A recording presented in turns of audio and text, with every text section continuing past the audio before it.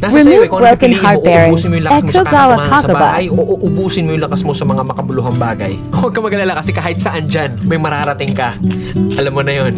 Hindi, ganito kasi yan. Dahil lang alam mong matagal at mapapagod ka, hindi ka natutuloy. Tsong wala kang mararating kung hindi mo pipihitin yung susi sa loob ng ulo mo. Gaano man kataas ang pangarap mo sa buhay, huwag kang matatakot sa pagod at sakripisyo dahil parte yun eh. Hindi ka makakakain ng kanin kung hindi mo sasaingin. Hindi ka makakakain ng ulam kung hindi mo lulutuin. Lahat ng bagay kailangan kilusan mo muna sa umpisa. Hindi tatakbo ang sasakyan kung hindi mo sususian. Kung hindi mo lalagyan ng gasolina, hindi yun tatakbo sa kung saan mo siyang direksyon dapat dalhin. Kailangan kumilos ka.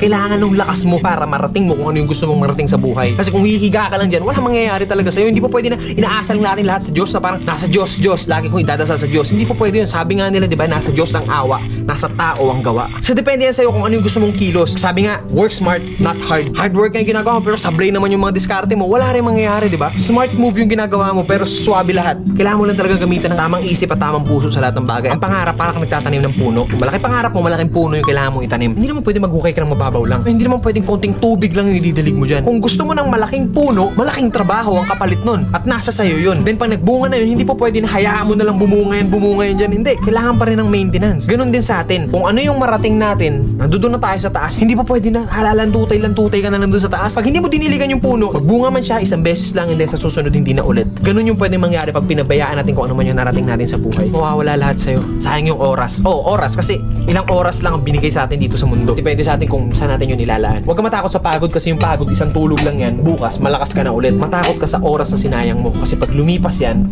kahit tumambling ka pa ng 100 beses dyan, hindi mo na mababalik yan. Ano man ang landas na tinatahak mo ngayon, mabagal man ang pag-usad mo, ang mahalaga, umuusad ka. Hindi nakastuck ka lang sa comfort zone mo, men, sablay yun. Kailangan mabagal man yung movement mo pero hanggat umuusad ako, still, umuusad ako. Darating at darating ang panahon na lahat tayo makakarating sa gusto nating puntahan. Pare-parehas lang ang kinakain ng tao kaya lagi mong isipin na kaya mo rin yung kaya nila.